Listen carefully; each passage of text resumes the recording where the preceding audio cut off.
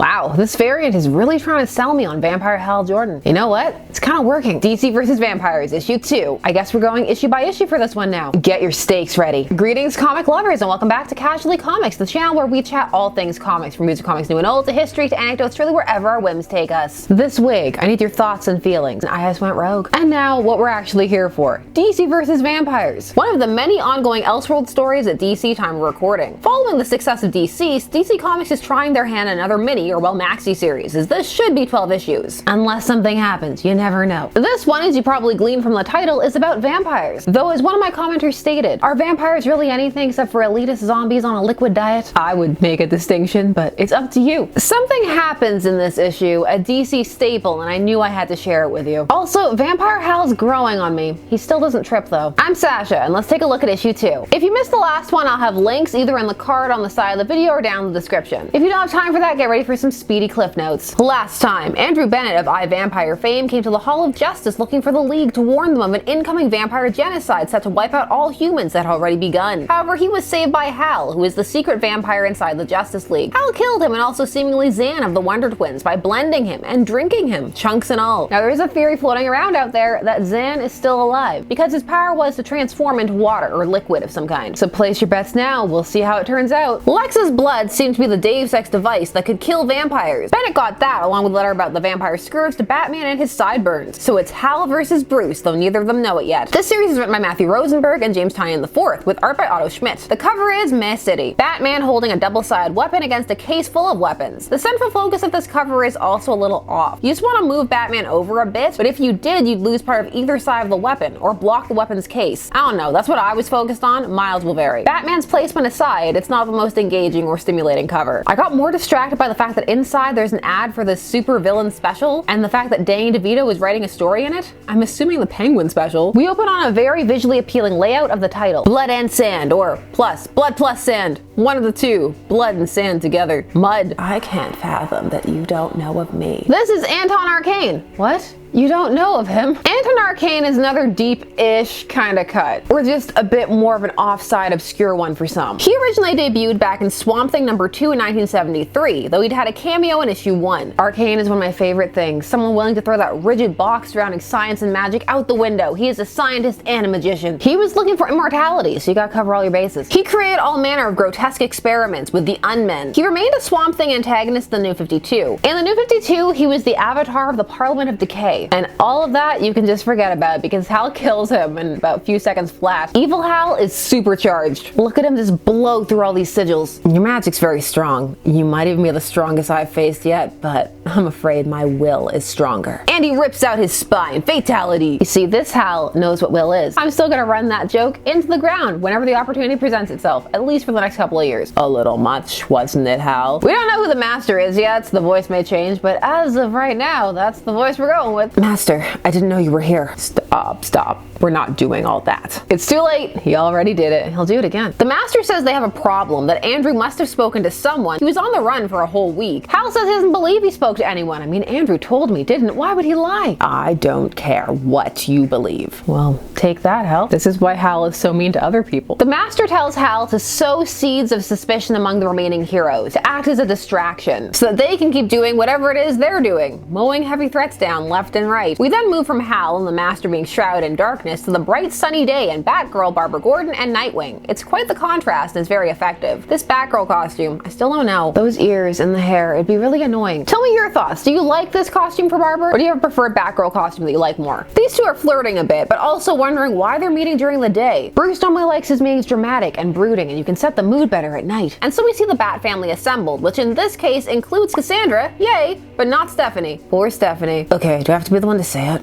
Fine. Why is the crazy one here? I thought he was the crazy one. Ah, I see we're still shunning the Red Robin costume for Tim. Why? Batman lays out what happened with Andrew showing up, the fact that Lex Luthor probably gave away his identity and told him, and just all the vampire things. As this is happening, Alfred is giving them all tea, except for Damian. He gets cocoa with marshmallows. Batman claims he feels the peace between humans and vampires is over. We then get a sequence as they discuss this of some villains meeting. Cheshire, Everyman, Cupid, and Brick. They're discussing the thinning of the ranks in the villain community. Their secrecy makes them perfect targets. We wouldn't know they were gone until it was too late. I'm a bit rough tonight. As you can hear, there's some throat soreness happening tonight. Batman needs a lozenge.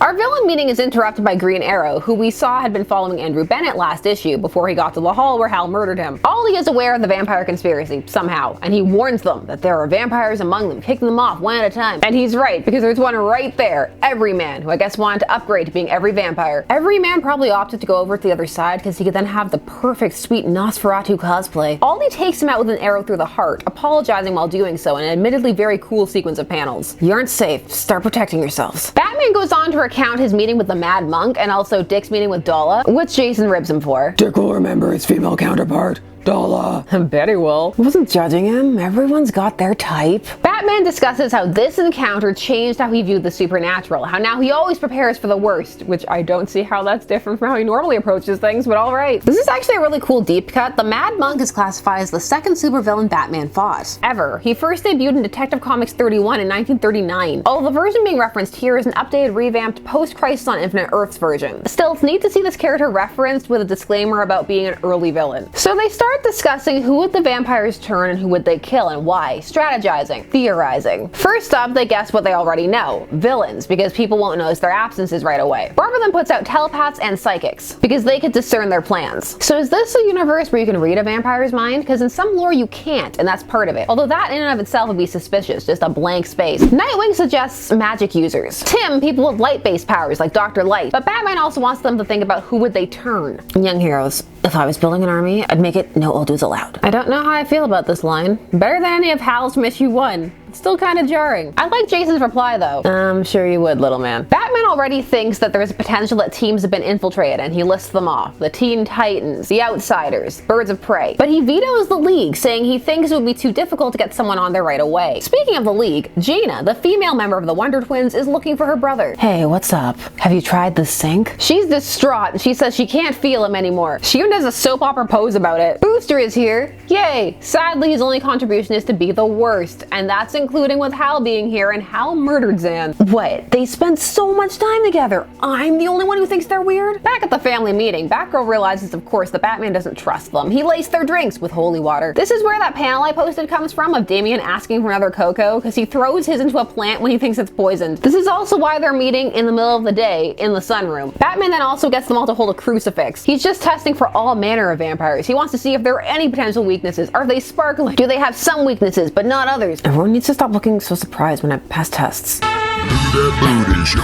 me the booty. Bruce looks like his life is flashing before his eyes in this panel. Batman then unveils his arsenal, which we already saw on the cover. He also says that they aren't going to try and catch them, but go full force because they're already dead. Torn. On the one hand, this is a very pragmatic approach. Don't get sucked in by the veil of humanity that vampires project. On the other hand, it feels against Batman's killing code. You would assume he'd be working hard on some kind of cure. There's hints that he might be, but they're small at the time of this recording at this issue. It's just a stark contrast to say Batman versus Dracula, where the Joker got turned into a vampire and then he captured him and even fed him his own blood while he was trying to cure him, but also keep other people safe. But then at the same time, there's that Batman Elseworlds story where he becomes a vampire, and in that he's pretty just kill all vampires. What do you think would be the more in-character Batman response? Later, there's a fun-ish moment with Alfred, where he loudly drinks some tea and says that Bruce probably just forgot to test him. It was an oversight. Bruce says that he had the boiler blessed already, and so that when Alfred had a bath or shower, he would just have burst into flames if he was one. How did he sneak a priest in without Alfred knowing? Also, so really, just gonna kill them all, huh? What if somebody had just burst into flames during the meeting? Too bad, so sad, sucks to suck. Just straight up vampire bigotry here. There was one thing Bruce didn't share with them, and that was about Luthor's blood. He doesn't feel he can trust them with everything. I sure hope Lex's blood isn't the cure, because then lots of people are gonna have to feel pretty guilty. Or not. I'll probably rationalize it away, it's fine. Now, time for Vampire Hal. He's meeting Barry on a deserted island. Totally not suspicious. They must do this all the time, it's fine. And take a seat. Yes, third turn of this silly chair construct. If you're gonna show off. So Barry builds a chair and they swap chairs. It's cute. What happens next isn't. Hal tells Barry that he needs to talk to him away from everybody, that he's worried about something. There's a cataclysmic event coming, something life and death. We've been friends a long time. You trust me? Of course I'll. What? When something good happens to me, I want you there with me too, right? Well, something good did happen to me. something wonderful, and I wanted it to happen to you too. Hal's share was a trap. It was really a coiled up insect, and it snares Barry as he says he wanted to turn him. But his master said it was impossible. Actually, here he calls him his lord. The master said that Barry's metabolism was too much, too fast, that his vampiric hunger would destroy the world. They said you'd drink the planet to death. Barry tries to phase out of the construct, but Hal constricts it so it becomes more of a force field holding him in place. So it's like he's frozen in a stasis field. Hal, this isn't you, listen to me. No, Barry, this is me. Snap! That's right. It's a DC patented neck snap. That's 2 for Hal Jordan, this time with a manly true blood tear falling down his face. I'm so sorry, Barry. I wanted to conquer the world with you. You hear that, Ollie? Suck it. End part 2. Hal's racking up quite the kill count. I mean, people are gonna notice Barry's gone. So much for Bruce's they're gonna have to be subtle theory. Nothing subtle about Hal neck snap Jordan. So where to begin? A lot of how much you enjoy this is gonna stem from how much you can suspend your sense of disbelief and how in character you feel the characters are. For even though this is an Elseworlds story, one of the things that makes Elseworlds feel consistent is that the characters remain the same as the world changes. That you can still understand why the characters make decisions that they do even if the rest of the world has changed. This can also aid in getting invested in the story. While others are okay with the idea that characters will act differently because perhaps they had different backstories or the like. Hal's ring is ridiculous here. It's almost on par with how it used to be back in the 60s when he could do pretty much anything, transform people, read minds, just take over the world really if he wanted to. That's gonna be a Miles Varies type deal. So the ring is meant to be powered not just by the battery, but his will and imagination. Still, he's taken out some pretty powerful players with ease. And depending upon how you feel about the power scaling, that could feel appropriate or just unjustified and annoying, or wildly inaccurate. Justice for Anton Arcane? For some, they may just be bombarded in their own minds with those questions that come with being invested in a universe. Like, where are the Guardians? When Hal became Parallax, or was on the road to it rather, they came down to try and stop him, and he killed them.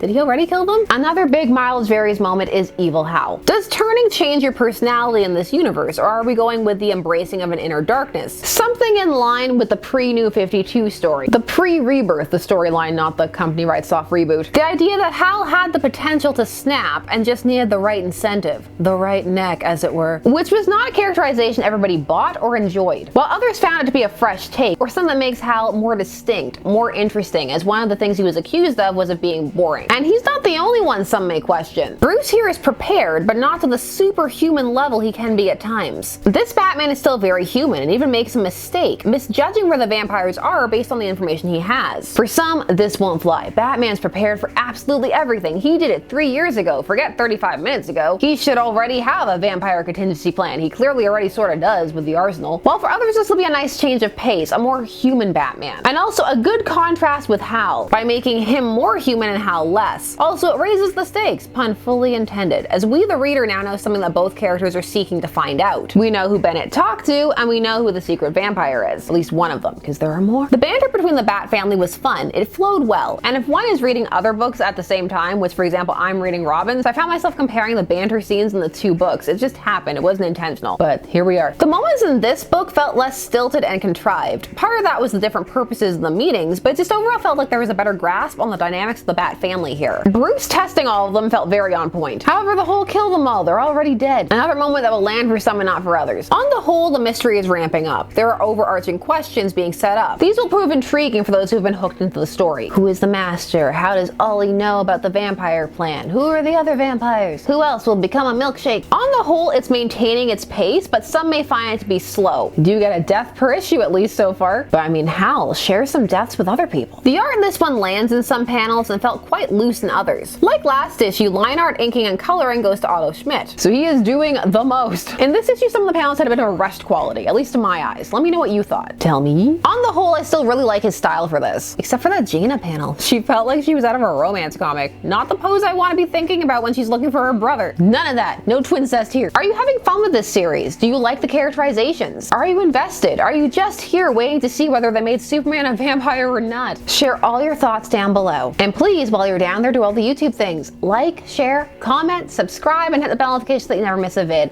Thanks so much for taking this time today spent discussing comics with me. I always appreciate it, and I will see you again soon. And also tell me thoughts about the wig. It felt appropriately vampiric to me, but again, as I've said way too many times in this video, miles will vary. I'll see you soon. Bye-bye.